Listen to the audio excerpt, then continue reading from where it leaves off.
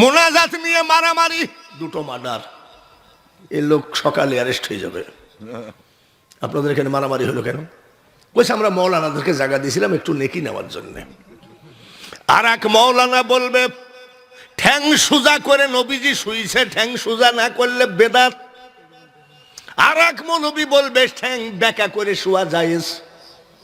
ঠ্যাং কাট করা আর বাঁকা করা নিয়ে দেখবেন ডেলি দুটো করে মার্ডার হবে। পরে শেষ পর্যন্ত ওই জায়গায় অন্য জাতি এসে জায়গা করবে, কিন্তু মোল্লাদের জায়গা হবে না। জোরে বলেন ঠিক কিনা? কষ্ট হয় নাকি?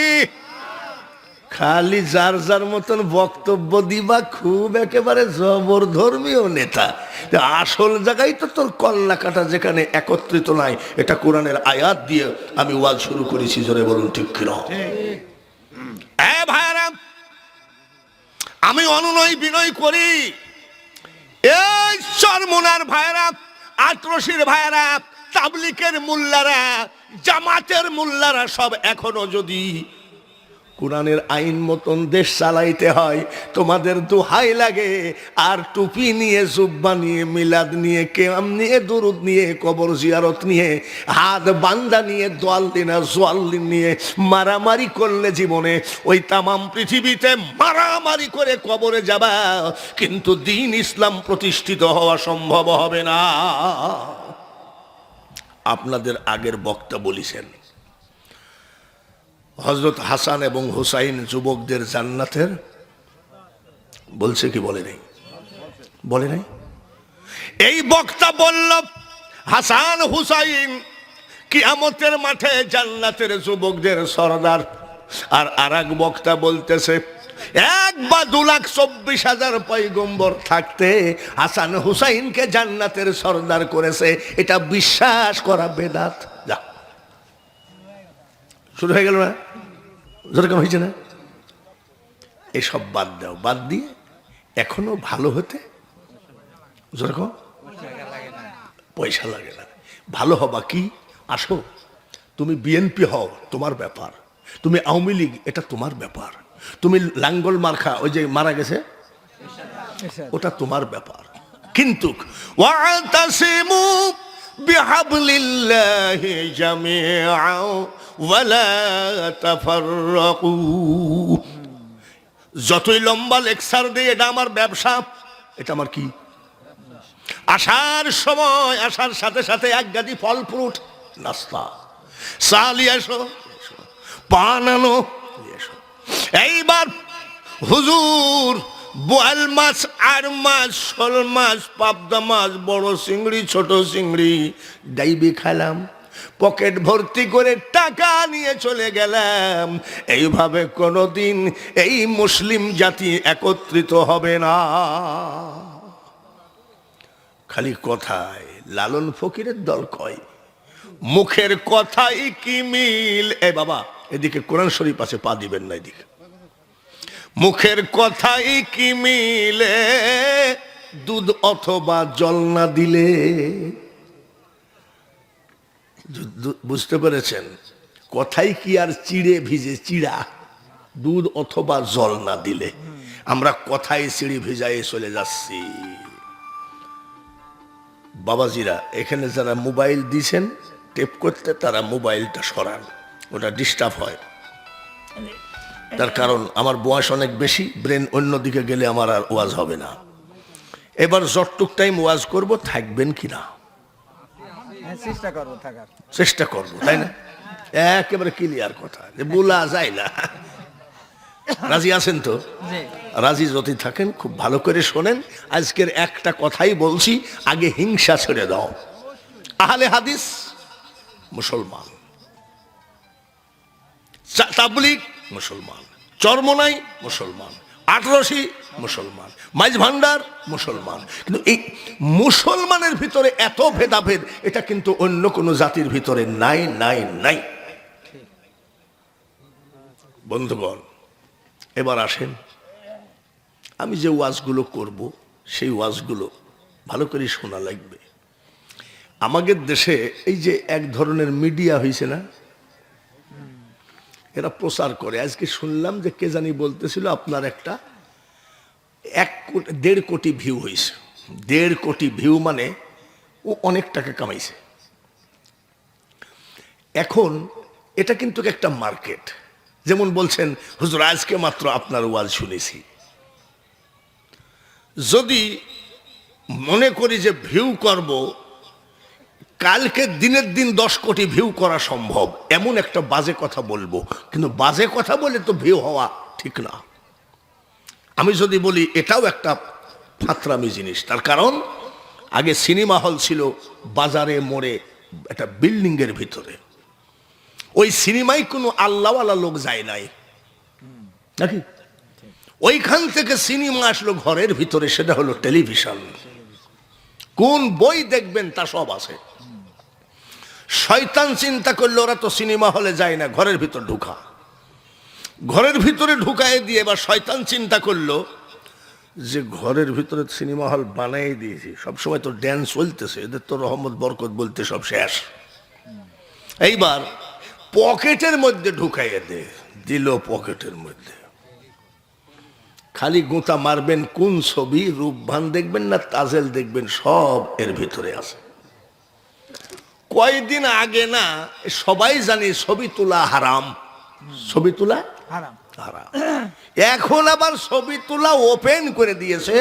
আমি দেখতেছি ভালো ভালো হুজুর গগল চোখে দিয়ে কায়ত হয়ে শীত হয়ে উবুদ হয়ে দাঁড়ায় আছে, সেই ছবি আবার ফেসবুকে ছাড়ে।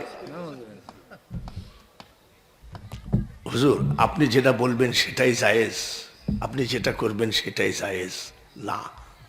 বৈধ বৈধ, অবৈধ অবৈধই। জোরে বলুন ঠিক না?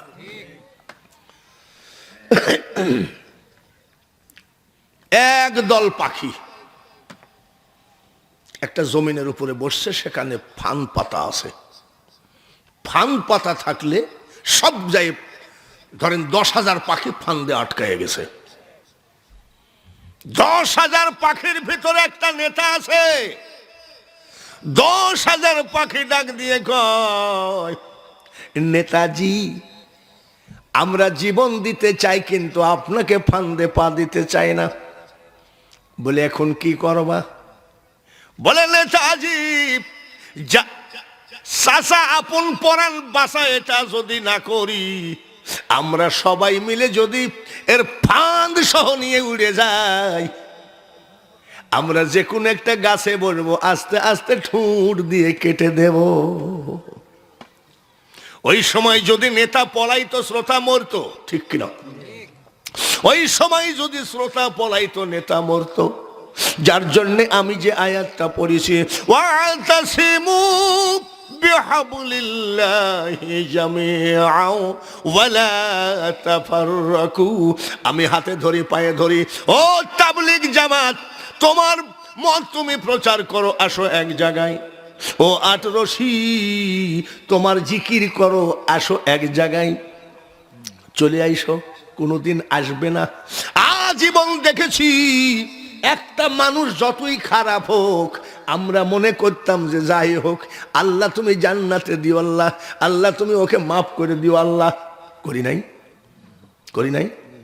আর এখন বড় বড় আলেম মরে, পীর মরে, আর আমার মতন একদল লোক ভিউ করার জন্যে ওকে বলে চিটার ছিল, বাটপার ছিল। ওই আহমদ শফি তেতুল হুজুর ছিল। শুধু তাই না, দেওয়ানবাগি পাকা কাফের ছিল। এই মোল্লা ভালো করে শোন, আমি দেওয়ানবাগি তেতুল হুজুরের আহমদ শফিনের দালালি করি না। আমি একটা কথাই বলি, তুমি যে বদনামগুলো করো, তোমার যে ওটা মুসলমান ভাই মারা গেছে, তারপরেও যদি দোয়া না পায়, এদের সামনের দেশ একেবারে ডিয়ারিং অবস্থায় অবস্থান করছে। আমি আওয়ামী লীগের লোক, উনি বিএনপির লোক, আমার জানাজায় যেতে হবে। আল্লাহ, দুই বন্ধু একসাথে চলেছি, ভুল ত্রুটি হলে মাফ করে দিও। কোন জায়গায় তো দোয়া হলো না, আল্লাহ দেওয়ানবাগিকে মাফ করে দিও, আল্লাহ আহমদ শফিকে মাফ করে দিও। কেন? ফেসবুকে তুমি ঝড় তুলতেছ আলেম হয়ে। ওনার পেটটা ছিল মোটা, একজন কয় 9 মাসের পুয়াতি ওর পেটে বাচ্চা ছিল। আচ্ছা বলুন, আমি কিন্তু দেওয়ানবাগির লোক না, আমি দেওয়ানবাগীর মুরিদও না। আমার কথা হলো দেওয়ানবাগী পীর সাহেব মুসলমান ছিল। তুমি মোল্লা হাদিস বাইর করে অমনি কাফের কাফের করো। আশরাফ আলী থানবীকে এক লোক বলছে তুমি কাফের। ভালো করে কাট মোল্লা, হাদিস সৎ দালাল। ইসলামটাকে ধ্বংস করার একটা পায়তারা আমাদের পিছনে ইহুদিরা লেগেছে, মোল্লাদেরকে নিয়ে খেলতেছে। ভালো করে মনে রাখো, সামনে কিন্তু আরো বিপদ দেখতেছি। তার কারণ দলিলবাজি করে আমি তো চলে যাচ্ছি, ইসলামটা তো ধ্বংস হয়ে যাচ্ছে। এসব কি? একটা মানুষ মারা গেছে, তার বিরুদ্ধেও দোয়া করবা কার জন্য?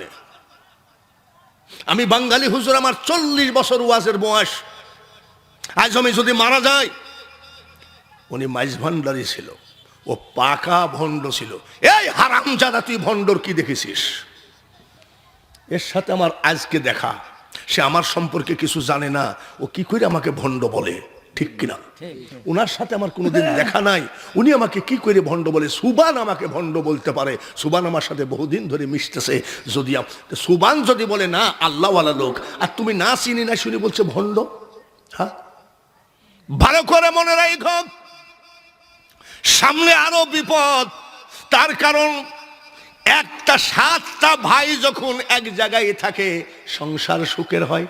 এক পাতিলে যখন 7 ভাই রান্না করে, সংসার সুখের হয়। কিন্তু মনে রাখো, এক ভাই, কিছু কিছু ক্রিমিনাল লোক আছে, সংসার ভাঙ্গে। কিছু কিছু ক্রিমিনাল লোক আছে বিয়ে ভাঙ্গে, এরকম আছে না? গ্রামে গঞ্জে আছে। এইবার সংসারটা ভেঙ্গে দিতে গেলে 7 ভাইকে 7 জায়গায় করে দাও, তারপরে দেখবা সংসার টিকবে না। ইসলাম হয়েছে এমন একটা ব্যাপার, এই ইসলাম টিকতেছে না। তার কারণ এক এক মোল্লা এক এক দিকে টানতে টানতে নিয়ে চলে যাচ্ছে। এ মোল্লা বলে মোনাজাত নাই। আরে নাইতে চুপ থাক, করিস না। ইন্টারনেটে তো দেওয়ার কি দরকার? অন্য জাতিদের বলবে এই দেখো মোনাজাত নাই, দরুদ নাই, কিয়াম নাই, কবর জিয়ারত নাই। এইগুলো কি বিদেশ অন্য জাতিরা দেখে না? দেখি তখন ওরা বলে যে মোহাম্মদ যে তরিকা করে গেছে, এই যে ইসলাম, এটা একটা সন্ত্রাসী। তার মানে আমাদের মারামারি দেখে তারা এই কথা বলে। ঠিক আছে, কোরআন শরীফ জ্বালায় রাজনীতি করো। আহমদ শফি মারা গেল, মাদ্রাসার ভিতরে 12 ভেঙে ফেললা, মাদ্রাসাটা চুরমার করে ফেললা। এইবার মাদ্রাসার কোরআন শরীফের উপর দিয়ে জুব্বা গায়ে দিয়ে লাঠি হাতে যে তুমি যাচ্ছ, আমি সেটা বলছি না।